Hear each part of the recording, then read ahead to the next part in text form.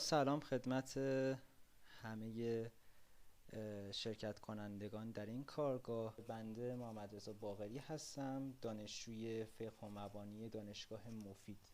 آموزش جزوه نویسی که از طرف کانون فرتاک دانشگاه مفید هست این کارگاه. روش زیادی برای جزوه نویسی توی دنیا معرفی شده و معمول ترین روش این هستش که هرچه استاد گفت شما هم در واقع همون رو مکتوب کنید، همون رو یادداشت کنید. کلمه به کلمه ای که استاد میگن رو شما یادداشت میکنید، مکتوب میکنید. اما این روش خوبه یا نه؟ بهتره به نقاط ضعف این روش هم اشاره داشته باشیم و آگاه باشیم که این روش هوشمندانه نیست. دوران کارشناسی که دوران کسب اطلاعات هست یا دوران دانش آموزی که در واقع پژوهشی نیست مثل مقاطع عالی، باید تسلط داشته باشید به دروستون، چون این درس ها توی آزمون ارشد، توی آزمون های که در واقع برای شغل های مختلف شما شرکت میکنید و توی کار حرفیتون به کارتون میاد. فرض کنید که شما دارید حقوق میخونید و قطعا درس مدنی یا درس تجارت توی آزمون قوه قضاییه، توی آزمون مشاوران قوه قضاییه، توی آزمون کانون وکلا، توی آزمون ارشد حقوق به کارتون خواهد اومد. پس باید عمیقاً مطالب رو بخونید تا فراموش نکنید و این روش ضعفش همین هست، اثری در یادگیری مفهومی و عمیق برای شما نداره. پس این روش رو بنده به صورت کامل رد میکنم، چون اصلا بجز برای امتحان به دردتون نمیخوره. نه روش کاملی هستش، نه استاندارد هستش. روش بهتر هم که قراره امروز راجع بهش صحبت کنیم. از نقاط منفی و ضعف این روش باید این بگیم که این روش اصلا هوشمندانه نیست و دانشجویان و دانش آموزان رو به یک ماشین تایپ تبدیل میکنه، نه یک فرد متفکر. مغز شما زمانی یه مطلب رو مهم تلقی میکنه که باش درگیر بشه، که اونو تجزیه و تحلیل کنه. و شما وقتی که دارید خیلی سریع صحبت استاد رو مینویسید و یادداشت میکنید و مکتوب میکنید، بعد اینو بدونید که شما فقط دارید مینویسید و خیلی خوب متوجه اون مطالب نیستید. ذهنتون درگیر نیست با اون مطلب. پس از نظر مغز شما اون مطلب مهم تلقی نمیشه، چون باهاش درگیر نیست و یاد نمیگیرید به صورت عمیق. منظور از یادگیری دقیقاً درک و فهم مطلب هستش. عمیقاً باید یک مطلب شما متوجه بشید. روش اول، قسمت اول دوم که مشخصه، یعنی گوش کردن به صحبت‌های استاد و تفکر راجع به اونها و تجزیه تحلیل اونها و مطالعه منابع درسی که استاد معرفی میکنه که مشخص. و قسمت سوم که گفتیم سرفصل‌ها رو یادداشت میکنید، سوالاتتون رو با رنگ دیگه یادداشت میکنید، نظریات و روش‌ها و مفاهیم و فرمول‌ها و از این قبیل اصطلاحات و اینهایی که استاد میگن رو، نقل و قول‌ها رو مینویسید و بعد راجبشون میایید سرچ میکنید، مطالعه میکنید از طریق هر منبعی، چه اینترنت باشه چه کتاب باشه. اگر پاسخش رو پیدا نکردید و دچار مشکل شدید تو تجزیه تحلیل، از استاد میپرسید و نتایج خودتون رو مکتوب میکنید. پس توی این روش ما اون چه که فهمیدیم و تحلیل کردیم و به صورت مکتوب پیاده سازی میکنیم.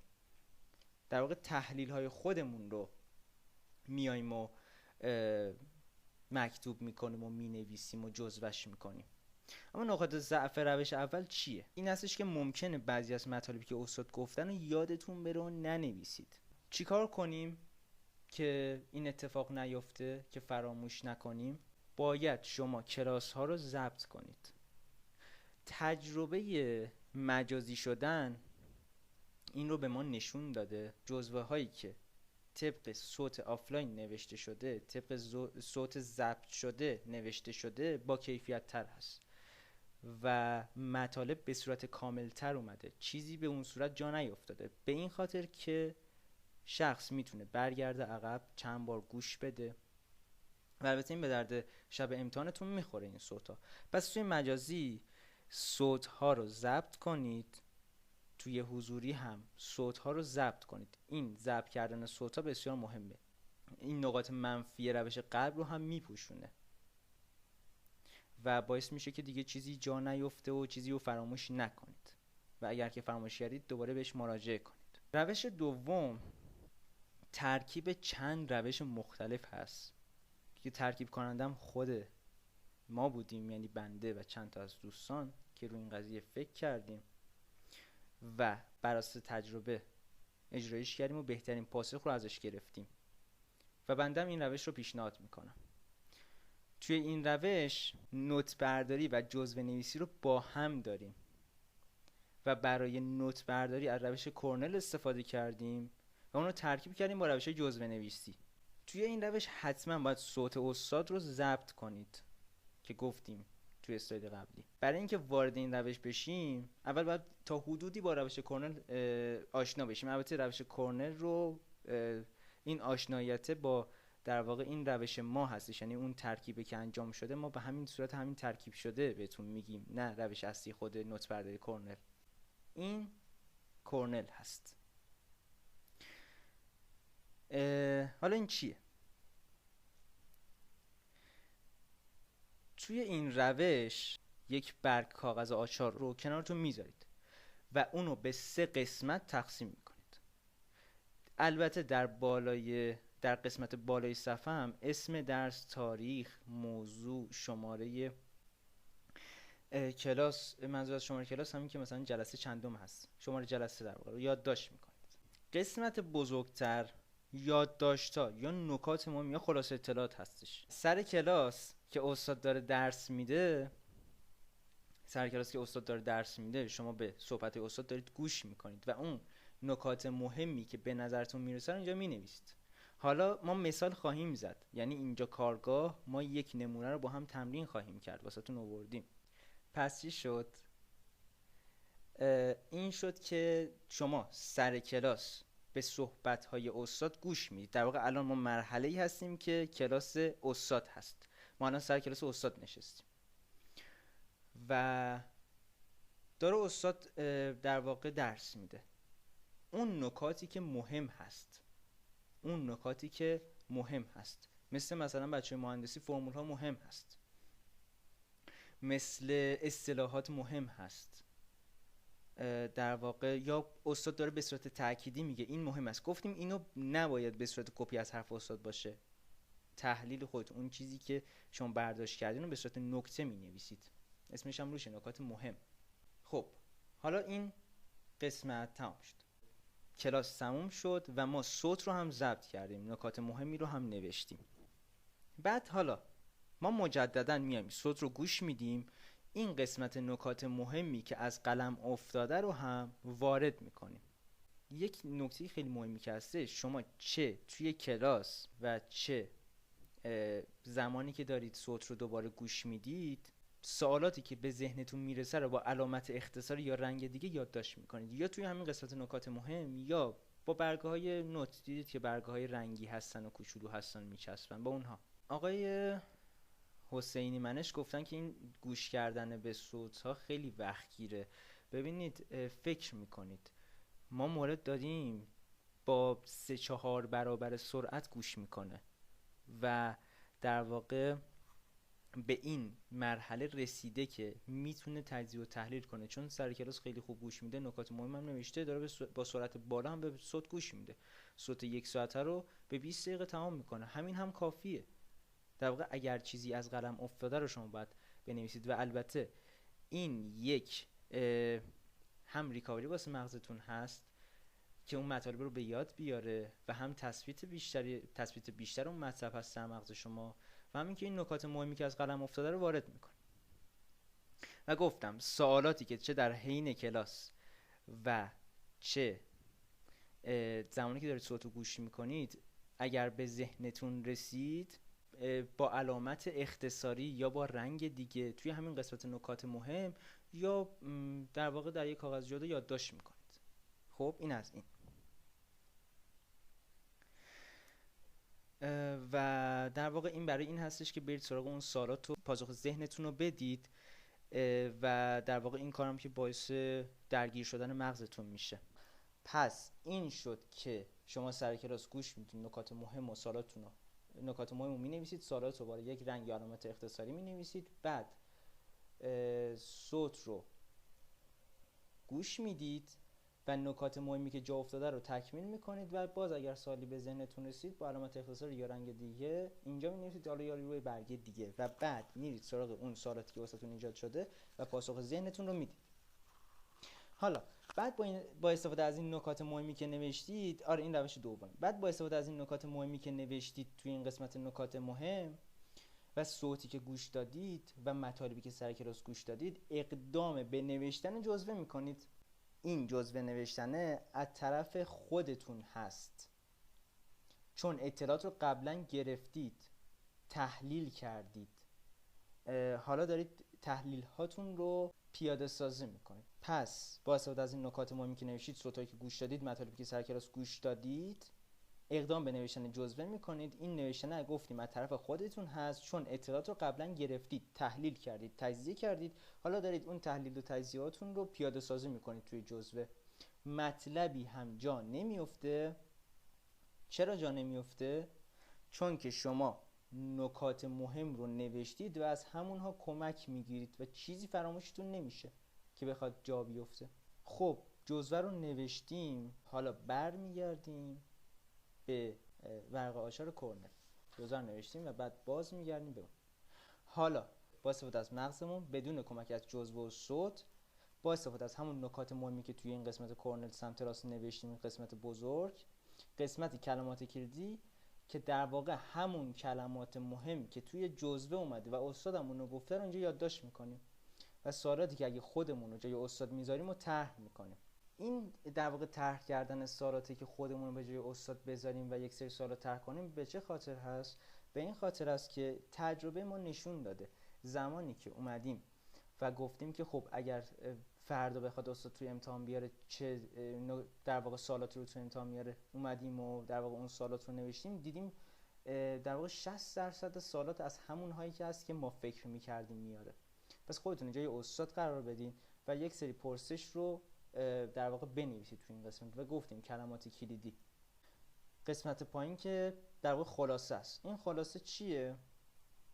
این خلاصه ببینید، شما فرض کنید سر کلاس بودید، یه نفر غایب شده، میاد از شما میپرسه که امروز استاد چه درسی داد. شما در حد 4-5 جمله میگید که استاد امروز چه درسی داده. این 4-5 جمله که به فرد میخواید رو بگید تو همین قسمت خلاصه بیارید. حالا میریم مثال بزنیم. 4 دقیقه هستش که یک صوت رو خدمتتون از یک کلاسی پخش میکنم و بعد میایم این 3 تا روش رو روش اعمال میکنیم که ببینیم به چه صورت هستش.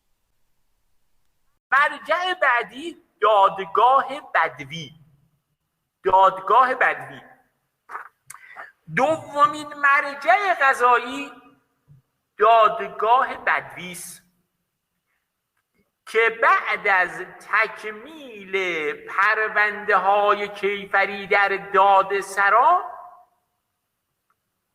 الان گفتیم کیفرخواست صادر میشه، پرونده میره کجا؟ میره دادگاه های کیفری. دادگاه های کیفری اقدام به محاکمه متهم میکنن که خود این دادگاه ها هم همونطور که گفتیم دادسراها متنوع هستن، دادگاه ها هم متنوعن. عنایت داشته باشید، چون دادسرا در معیت دادگاه کار میکنه. دادسرا در معیت دادگاه است. یعنی چی؟ یعنی همونجور که ما دادسرای انقلاب داریم، دادگاه انقلاب داریم. همونطور که دادسرای نظامی داریم، دادگاه نظامی داریم. همونطور که دادسرای ویژه روحانیت داریم، دادگاه ویژه روحانیت داریم. دادسرای ویژه اطفال داریم، دادگاه ویژه اطفال داریم. دادسرای انتظامی قضات داریم، دادگاه انتظامی قضات داریم. دوستان اینا رو عنایت داشته باشید. پرونده حسب مورد میره دادگاه. حالا بستگی به این داره که کدوم دادگاه بخواد بره. البته این نکته رو عنایت داشته باشید، دقت بکنید، این نکته رو حتما مد نظرتون باشه. در دعاوی حقوقی، ببینید الان ما اینجا دادگاه بدوی رو به عنوان دومین مرجع ذکر کردیم دیگه. اولین مرجع گفتیم دادسرا، دومین مرجع گفتیم دادگاه بدوی. اما در دعاوی حقوقی، در دعاوی مدنی، پرونده از همون ابتدا در دادگاه بدوی حقوقی تشکیل میشه. یعنی چی؟ یعنی مثلا شما دادخواست مطالبه وجه میخواید بدید، از آقا طلب دارید پول شما رو نمیده، دادخواست مطالبه وجه شما از همون ابتدا میره کجا؟ میره دادگاه بدوی حقوقی. یعنی چی؟ یعنی دادسرا در رسیدگی به دعاوی حقوقی هیچ جایگاهی و هیچ محلی از اعراب بگید داره یا نداره؟ اصلا نداره. در دعاوی حقوقی دادسرا هیچ محلی از اعراب نداره، جایگاه نداره. از همون ابتدا پرونده میره دادگاه بدوی حقوقی. دادگاه‌های بدوی کیفری عنایت داشته باشید، دادگاه‌های بدوی کیفری با سیستم وحدت قاضی اداره میشه. سیستم وحدت قاضی یعنی چی؟ یعنی یک قاضی بیشتر نداره مگر در موارد استثنایی که حالا در قانون پیش بینی شده باشه. حالا انشاءالله در آیین دادرسی کیفری میخونید دادگاه‌های بدوی کیفری بر اساس قانون جدید به دادگاه‌های کیفری 1 و دادگاه کیفری 2 تقسیم شدن. ما طبق قانون قبل، یعنی قانون تشکیل دادگاه‌های عمومی و انقلاب، دادگاه کیفری 1 و 2 نداشتیم. این قانون جدید اومد دادگاه کیفری 1 و دادگاه کیفری 2 رو ایجاد کرد. صلاحیت هر کدوم هم چی مشخص کرده قانون، که مثلا این دادگاه رسیدگی به این پرونده رو صالح هست، این دادگاه رسیدگی به این پرونده. بعد از اینکه پرونده در دادسرا تکمیل شد و کیفرخواست صادر شد، میاد دادگاه بدوی کیفری. این بخشی از کلاس آیین دادرسی مدنی برای رشته فقه و مبانی حقوق بود. خب دوستان، این فایلی که من اینجا گذاشتم رو میتونید هم روش زوم کنید. هر چه که استاد گفته رو ما مکتوب کردیم. این هر چه که استاد گفته، هر آنچه که استاد گفت رو ما به صورت کامل آوردیم و که گفتیم این روش استاندارد نیست، هوشمندانه نیست و در واقع فقط به صورت سطحی شما مطالب رو یاد میگیرید و نه به صورت عمیق. بله، مغز درگیر نمیشه، پس اونو مهم تلقی نمیکنه. این اسلاید داره روش اولی که گفتیم توی روش های استاندارد، روش اول رو داره میگه. اولش خورده ناخوانده آزادی اگه زوم کنید، اون قسمت پایینش هم مد نظر ما هست که خونده میشه و ببینید شخصی که این رو نوشته اومده با استفاده از ذهن خودش نوشته، یعنی مطالب کپی پیست نشده و با استفاده از همون روشی که خدمتتون گفتیم نوشته. اونها چی بود؟ گفتیم به صحبت‌های استاد در کلاس گوش میدید و راجب اون تفکر میکنید، تفکر تعقل میکنید، مطالب رو تحلیل میکنید، منبعی که گفته شده رو مطالعه میکنید و سرفصل‌ها رو یادداشت میکنید، سوالات خودتون رو با رنگ دیگه یادداشت میکنید، نظریات و روش‌ها و فرمول‌ها و مفاهیمی که استاد گفته رو یادداشت میکنید و با استفاده از اینها میاید و اون تجزیه و تحلیل خودتون اقدام به نوشتن جزوه میکنید که یک چنین جزوه‌ای طراحی میشه. حالا روش اصلی، روش دومی که گفتیم، این همون ورق آچار کرنل هست. کاغذ آچار کرنل که گفتیم کنار دستتون میذارید کنار کلاس هست، در کلاس و موقعی که صوت و گوش میدین و اینها. ببینید نوشته نکات مهم و یادداشت‌ها سمت چپ که کوچکتر از کلماتی که دیدی و پرسش‌ها، پایینم خلاصه کنار توضیح دادیم. و حالا بیایم به صورت کارگاهی اینو بررسی کنیم. ببینید قسمت بزرگتر نکات مهم و یادداشت‌ها گفتیم چی؟ گفتیم در کلاس زمانی که استاد داره درس میده به صحبت استاد توجه میکنید و فقط نکات مهم رو مینویسید. بعد میایید دوباره صوت و گوش میدید، چیزایی که جا افتاده رو دوباره اونجا مینویسید. و ببینید سمت چپ پایینش همین قسمت نکات مهم و یادداشت‌ها با ستاره مشخص شده و رنگ سبز رنگ نوشته انواع دادگاه و وظایف هر کدام. سال بعدی نوشته تفاوت دادگاه کیفری 1 و 2. این همون سوالاتی است که شخص براش ایجاد شده در حین درس دادن استاد، چه صوت چه کلاس حضوری. و نوشته واسه خودش، میره دنبالش و سوالاتش رو پیدا میکنه. و ببینید نکاتی که توی کلاس بیان شد که صدش رو ما دیدیم به این صورت اومده و دعاوی رو به دو دسته تقسیم کرده، کیفری و حقوقی، که گفته کیفری بعد دادسرا نوبت به دادگاه بدوی میرسه، حقوقی اولین مرجع قضایی رسیده کننده بهش در واقع همون دادگاه بدوی هستن. و خیلی خلاصه در واقع 1 دقیقه و خورده 2 دقیقه از صوت استاد رو اینجور نوشته. و نکته در دعاوی حقوقی اصلا به دادسرا مراجعه نمیشه و دادسرا مخصوص دعاوی کیفری و جرائمه، چیزی که استاد داشت چندین ثانیه راجعش میپرداخت و نکته بسیار مهمی هم هست. دادگاه کیفری اقدام به محاکمه میکنه. و نکات دیگه که اومده. حالا این قسمت بس چی گفتیم؟ گفتیم در کلاس توجه میکنه و بعد این نکات مهم رو مینویسه و بعد میاد و صوت دوباره گوش میده و تکمیلش میکنه. سوالاتی هم که داره با یه علامت اختصار یه رنگ دیگه مینویسه. حالا میریم سراغ کلمات کلید و پرسش ها.